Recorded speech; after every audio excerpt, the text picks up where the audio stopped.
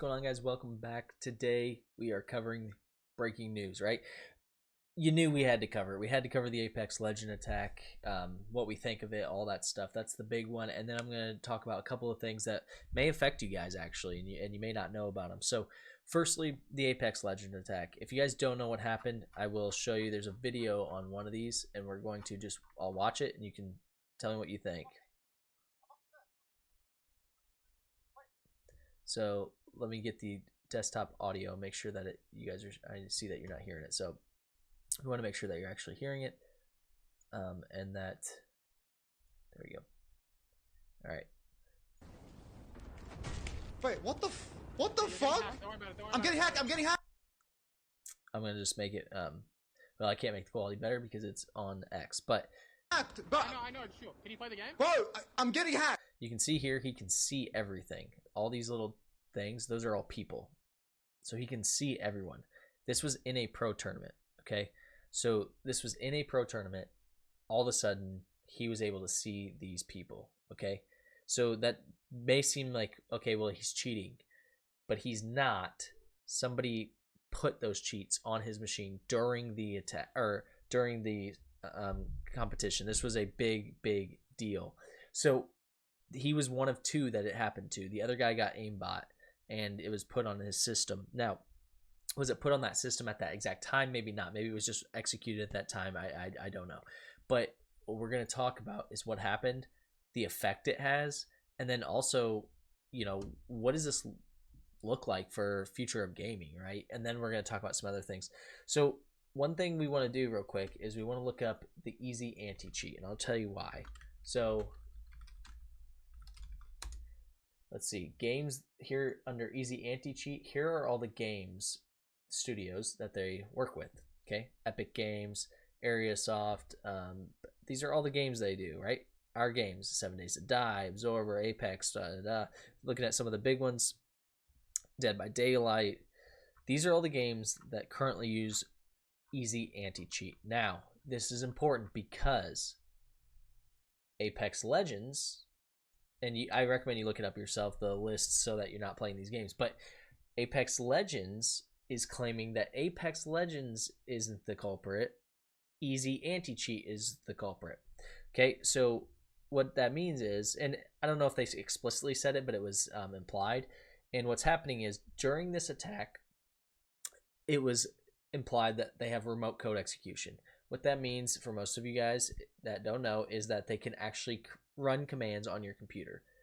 Well, they claim that they were able to do it by getting through Apex Legends game. Okay, cool. So is the vulnerability in the Apex Legend game, or is it in the anti-cheat system? Well, easy anti-cheat says right here, at this time they're confident it's not in their system, but the game's volunteer anti-cheat police department advised players not just to not play Apex Legends, but do not play any games using anti-cheat, easy anti-cheat, which is that list of games I just showed you. That is insane to think about, right? The anti-cheat itself might be where he's attacking these systems, so where the attackers are. So there's so many different things going on with this attack, because one, if that's the case, he has basically a C2 server that's installed on everybody, which is the easy anti-cheat. He's using it to command and control all of these different machines, if that's the case. So think about spreading a botnet, but you didn't have to spread it. Everyone downloaded it because they wanted to, right? Because they're all games. So it's kind of insane if that's the case. I don't know if that's the case, because there was an interview that another cyber professional did and talked about it right after, and he kind of said something that I also thought the same thing, and that is, if that was the case, if he could just boom, boom, boom, boom, boom, send cheats to everybody, and he was trying to prove that, why would he not do it to everybody in the game at once? Why just do it to one guy and then another guy here and then stop? Why just do two? So that leads me to believe that maybe he had their machines compromised already, and that's how he's doing it at the time. So either way, this changes gaming dramatically, because hopefully it makes people wake up a little bit and realize what they're downloading, because just because it's on Steam or Epic Games or whatever doesn't necessarily mean it's safe. As we saw that with CSGO 2, where there was vulnerabilities. We've seen it with all kinds of games. So hopefully this will wake some people up. But the actual Apex Legends competition, I'm not a big Apex Legends guy, so I don't know that much about it. But the actual Apex Legends entire season got brought to a hold. They postponed it for right now until they can figure it out. So it made a huge splash in the gaming world, and this is a multi-billion-dollar industry. So it is insane that it made that big of a splash. You can see the prize money was $5 million, and that's all postponed right now. So that's pretty wild. Now, the Apex Legends guys, like I said, are saying, hey, it's not us, right? So they said 2 accounts that say they represent Epic Online and Easy Anti-Cheat have posted messages. We are confident there's no remote code. So again, Easy Anti-Cheat is confident that it's not them. Does that mean that it's not? I don't know. Right? Here's the other piece. More than 2 days after the incident, Respawn's account on X posted a few pro accounts were hacked during the event. Our teams have deployed the first blah, blah, to make sure Apex Legends is secure. So they still haven't come out and said much about it. Okay? They're still actively working with our partners at this time. We do not anticipate any changes to the playoffs. So they don't think this is going to be a long-term postponement or removal, but they do know right now that they're not sure what's going on. Apex hacking global series by Destroyer Random and begins repeatedly spamming chat.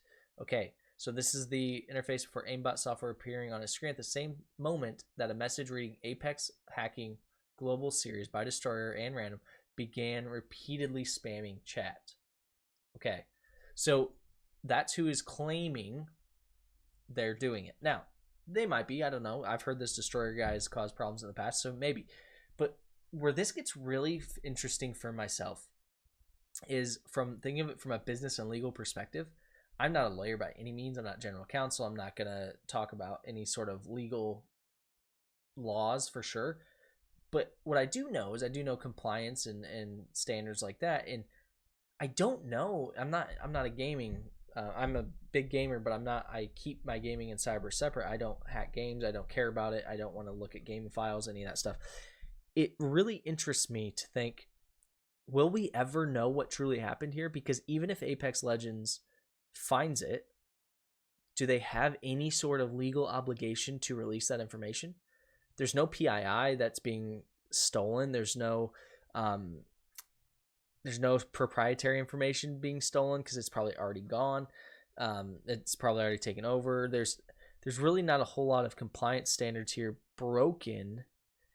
So do they have a obligation to report what happened? Because if I was Apex Legends, this is going to cause extreme reputational damage, right? So, and it already is. So if I was Apex Legends and I know that there's something seriously wrong with our systems that is going to possibly give you vulnerabilities in your machine, and I don't have a legal obligation, I'm not a dirtbag. I would try to tell them, but I understand how business works, and they might not say nothing. They might just let it go and say, we've got it fixed, or we're confident that there's no more vulnerabilities. So it's kind of a weird one, because that's where I'm curious is this the end of it for us? Will we not hear anything else about it because they're going to try to hide it? That's where I'd be interested. And again, there could be compliance standards broken here, because I don't know the actual what attack occurred, right? We don't know what actually happened yet. As that comes out, we'll know what kind of laws and violations there are. But at this time, I haven't seen anything that leads me to believe that. It really leads me to believe that he had those two players' machines already taken over, and he prepped the attack for this tournament. That's what it leads me to believe. I don't know that for sure. Don't quote me on that. It doesn't lead me to believe that necessarily right off the bat, looking at the attack from a outside in, just this attack, it doesn't lead me to believe necessarily that this shows that there's automatically a vulnerability in Apex Legends. I don't see that yet, because I'm not seeing it being executed on a wide scale. I'm only saw it with the two. Could be wrong on that. More to come on that. Now, let's hop over to this one. The U.S. Justice Department is suing Apple over monopoly and messaging security. This one I found at the time, I thought, okay, yeah, because I'm sure Apple gets sued all the time. Didn't think much of it. But as you read it, it gets very interesting. So they're accusing Apple of illegally maintaining a monopoly on smartphones. What does that mean? That means they are saying that you are monopolizing this industry. You are not allowing anyone else in the environment. You're saying, or not saying, it's like kind of like Walmart. If they bought every, Piggly Wiggly, Hy-Vee, Schnucks, whatever, County Market, if they bought all of these shopping centers, whatever you want to call them, stores, general stores, if they bought them all and named them all Walmart and said only Walmart here, right? That's a monopoly. You can't do that. And AT&T did this years and years ago, got slapped on the wrist, got split up when it was Bell or whatever it was.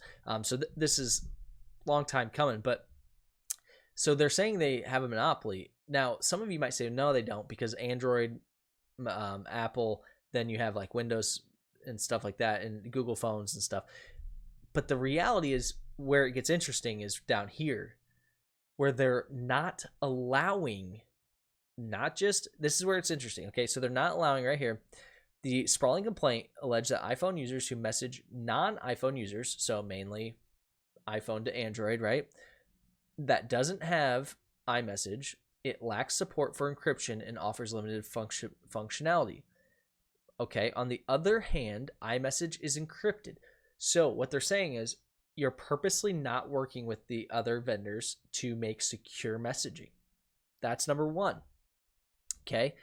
They also say here, the 88-page lawsuit called out iPhone's makers for blocking. This is where the monopoly comes in. Attempted third parties to bring secure cross-platform messaging experience between iOS and Android.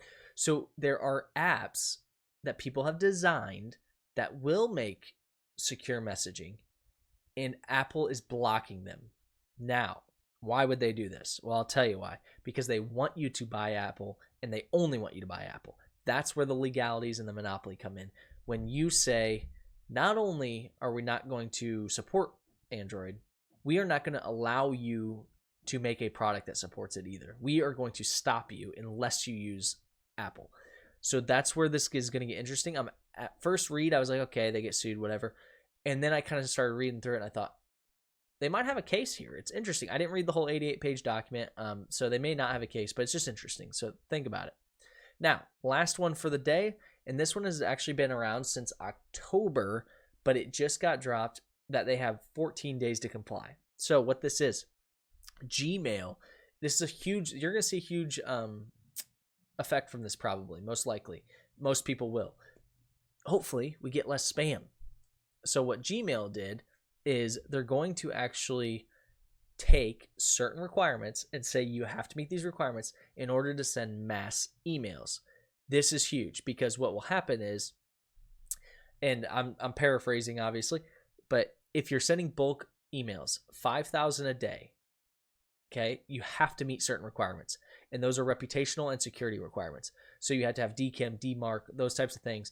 And what that means is you have to have a secure email that's set up, designed securely, and has a reputation that you're paying for in a sense, because DMARC and DKIM you're paying for, and you're getting this set up in a way that is trustworthy. So this will stop people from, for instance, spinning up spam people, right? They're going to spin up a web server or go get a website, whatever, and send 5, 10, 20,000 emails, right? Cool. That's great, because all it takes is one time, according to Gmail, to break that 5,000 threshold in 24 hours. If you don't match the requirements that they require, which are, those different things I talked about, you will be blocked by Gmail. So this is huge because, number one, if you don't have a Gmail, you might get less spam if you do now. Two, there's companies that this will affect, right? There's companies out there that don't have demarcation or DKIM and do business with over 5,000 people. So they do send out 5,000 emails. So I'm interested to see how they handle those situations. I'm sure there's some sort of appeal process and things like that can get you there. But I like that, one, that Gmail and Google is security forward here. They're thinking and they're saying, hey, we have to do this. Two, what's it going to do is it's going to slow spammers and social engineers down, most likely. And what I mean is they're just going to send 4,000 instead of 5,000 a day, right? Which doesn't sound like that big of a deal, but it is when you're sending 100,000 a day, right? This is going to stop that. So I'm actually really, really glad to see Google doing this. It's going to affect a lot of people, especially businesses that do large scale messaging. But it is very, very interesting to see that a email provider is taking accountability and saying, hey, we know spam's an issue. We know that. We are going to do something about it, rather than the police or, whatever that could shut these places down. Very cool to see. Very interesting. So we had a few good news stories this week, and I'm actually really excited. I waited on the Apex one. I know it came out a week or two ago. I waited on it because I wanted to see if more information would come out. It did not. And I wanted to kind of hear more of the story. And so that's a big one. It's going to change gaming. At least it should, if people pay attention. But I also think this Google one will change it as well. And then the iPhone one, just heads up, you might have some interoperability there with iPhone and Android if that legal lawsuit goes through. So hopefully you guys have a great day. Hopefully you guys learned something, and hopefully I see you guys hit that like button and that sub button. Thank you guys. See ya.